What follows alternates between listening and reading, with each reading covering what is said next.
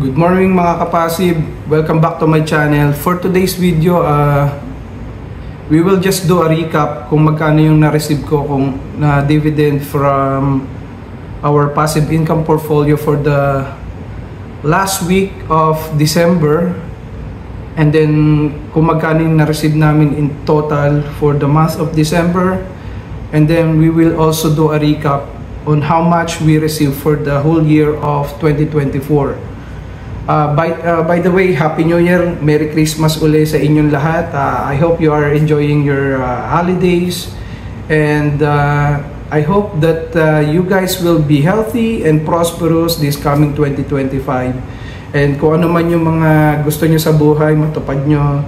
And like I always say, manalo tayo sa buhay. By the way, let's go back to this portfolio. So for the last week of December, guys, naka-receive tayo ng $69.70 from QDTE, and then followed by $40.25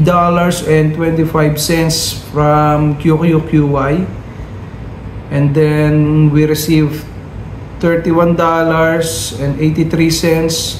from YMAG, and then $111.53 from YMAX.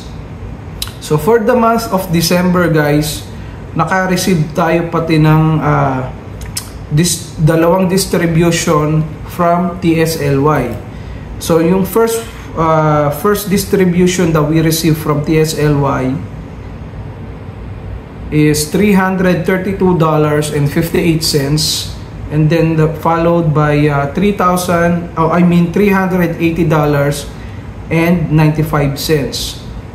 So yun yung huling distributions na na-receive natin for this week.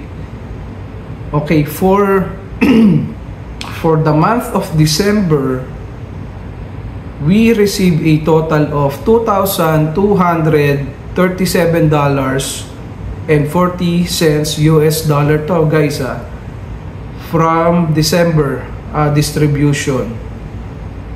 Okay, so like I said, guys, starting from the month of November and December, lahat ng nare-receive natin is in US dollar. But for January to October, yon, ang ano to, lahat to in Canadian dollars. So for the month of January, guys, ang total na na-receive natin from our portfolio is $1,081.92. For the month of February, we received $1,569.62. For March, we received $1,762.98. For April, we received $1,884.89. And then for May, we received a total of $2,189.66. So from the month of May, guys, we're already in the $2,000 range. And okay, just wanna if you notice, guys, yung progress, yung tinatawag na snowball effect, ang bilis. And yun lang, kaya kumbaga nakikita ko yung result agad na parang ang bilis nung progress niya, even though up and down yung market. Pero I think itong mga period na to, yung stock market, parang ang trend niya talaga pataas. Okay, so for month of June, we received $2,280.24, and then followed by July, we received $2,513.81, and then for August, we received $2,253.20. By October, we received $2,262.96, and by October, it jumped up to $2,815.69. Etong for some reason, I don't know kung ano kasi doon sa manual na si Mrs. gumagawa siya ng manual na spreadsheet, hindi siya masyadong comfortable sa Excel or a sheet. Yung gamit ko nga pala ngayon is Google Sheet. Hindi pa siya masyadong comfortable. Although marunong naman siya, hindi niya mas comfortable lang siya sa pagsusulat manually nung pagtatrack namin ng distribution na nare-receive namin every month and every week. So yun, October do sa listahan niya parang around nasa $3,000 na kami. Pero for some reason, siguro double check ko na lang dito sa akin kasi nasa $2,815 and 69 cents lang yung distribution na na-receive namin for October. Anyway, so from the month of November to December, eto lahat ng to, ano yan, in US dollar. So for the month of November, we received a total of $1,416.93 US dollar. And then for the month of December, we received a total of $2,237.40. So if we look at the total Canadian dollar that we received for the month of from the month of January to October, ang total na na-receive natin na distribution is $20,614.97. Ang average niya for the month is $2,661.50.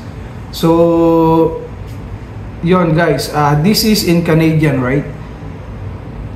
And keep that in mind. Tapos yung na-receive natin for November and December, pag kinonvert natin siya into Canadian using the current exchange right now, $1.44 multiplied by how much? 1,416.93.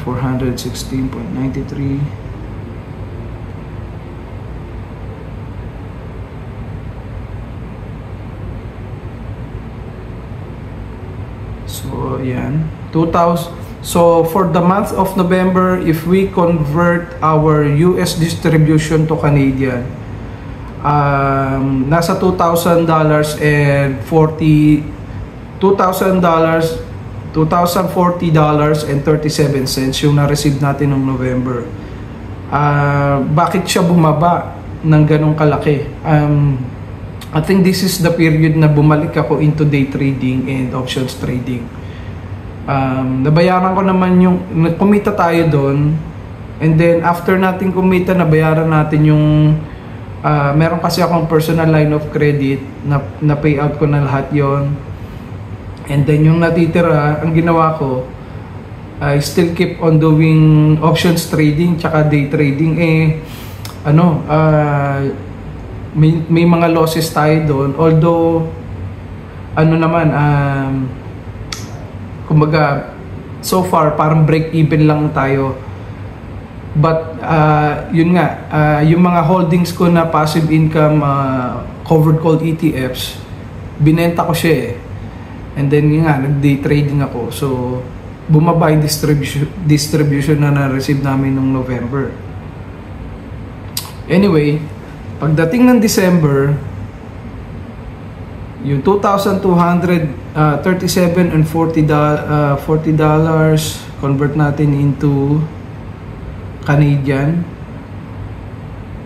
Ulit, 2,237.40.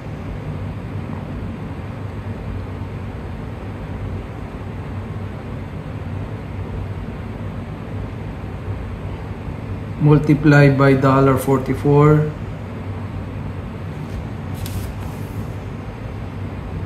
Okay.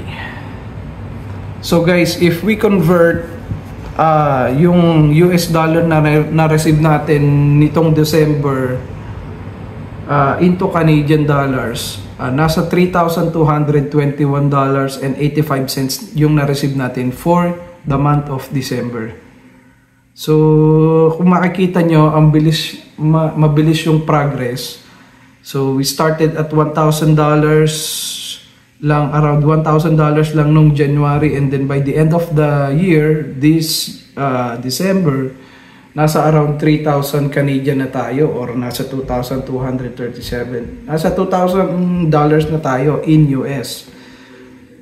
So, ang ganda nung progress, and just wanna share with you guys na ito yung ginagawa namin, ito yung strategy namin, ito yung sa tingin ko na posibleng makatulong sa amin matupad yung goal namin na makapag-retire ng maaga. Tsaka, ang mindset ko dito is, why I'm doing this is, if ever, hopefully, knock on wood, wag naman sana, if ever may mawalan ako ng trabaho or si Mrs. mawalan ng trabaho, syempre bababa yung income namin. So yung makukuha namin dito na dividend every month or every week, kasi some of them are paying every week, magagamit namin into supplement, to supplement yung losses na ng income na may incur namin kung mawalan kami ng trabaho, plus yung EI pa. So, yun yung mindset or logic or reason why I'm doing this kind of strategy. Para, kasi I don't have to sell the asset, I don't have to sell the underlying asset, yung anumang holdings namin ngayon. Hindi ko siya kailangan ibenta tapos i-withdraw namin to supplement the income. We just have to use the distribution that we receive weekly and monthly to supplement our income without selling any assets. So, yun yung reason behind. And yun. Isa pang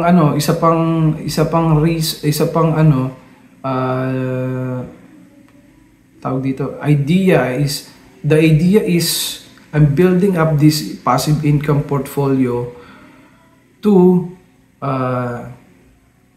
match our monthly expenses. And pag na-match na namin yung nare-receive namin, yung expenses namin every month against dun sa namin, nare-receive namin, bills namin every month, I mean yung expenses every month, and then ma-match namin yung nare-receive namin na distribution portfolio. Essentially, pwede na kaming isa sa amin pwede nang tumigil mag-work, may option na kami, or kailangan kasi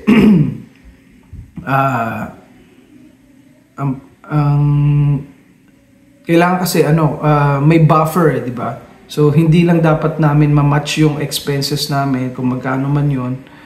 Kailangan meron kaming buffer. So kung ang expenses namin is $10,000 a month, kailangan may buffer kami at least 5,000. So kailangan ma-reach namin yung 15,000 Canadian dollars a month na portfolio or distribution from this portfolio. And mind you guys, this is not including our rental income. So yun, kaya nakakatuwa lang makita yung progress. And kung may mga tanong kayo guys, just let me know kung ano yung nasa isip nyo. Mayroon ba kayo idea na other way of passive income? Kasi ako na-try, hindi siya passive na-try ko na mag-buy and sell online. Maganda siya, actually profitable siya, pero at this point, parang hindi ko na siya gustong gawin. Parang na outgrown ko na yung season na yun na parang ayun, parang ayoko na siyang gawin. Tapos parang mas na lang sa akin na ma-build tong portfolio na to. And gamit yung ano namin, regular income namin, ang ginagawa namin doon sa sahod namin, nagbabudget kami syempre, tapos priority namin is yung savings. Yung savings na yon, most of them ini-invest namin dito sa portfolio na to. And yeah, we do have like emergency fund to cover if anything happens, right? Talagang kailangan namin ng extra cash. Meron naman tayong nakatabi, nakalaan para doon sa emergency fund. And yan, ano pa ba? Basta if you have any questions, guys, just let me know in the comment section below. Tapos mag-exchange tayo ng ideas. I just really wanted to share this, guys. And if it's kumbaga, if it's not for you, it's okay. Kasi yeah, like I said, I'm just sharing this strategy, and hopefully may mga same like-minded people na katulad ko na hoping na to retire early and do the things they wanted to do without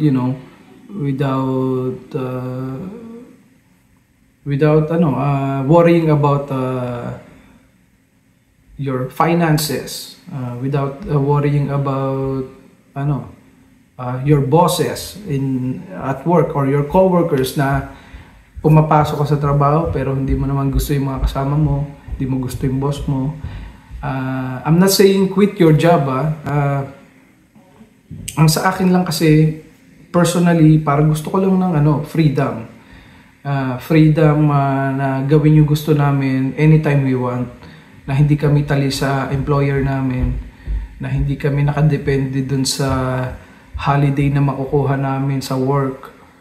And yun lang naman, yun lang yung reason behind. And yeah, I hope you guys have a safe and basta maging successful kayo moving forward this coming new year. Safe lang, magkakasama kayo sa mga mahal nyo sa buhay. And yeah, maging masaya lang tayong lahat, and God bless us all. Thank you for watching this video.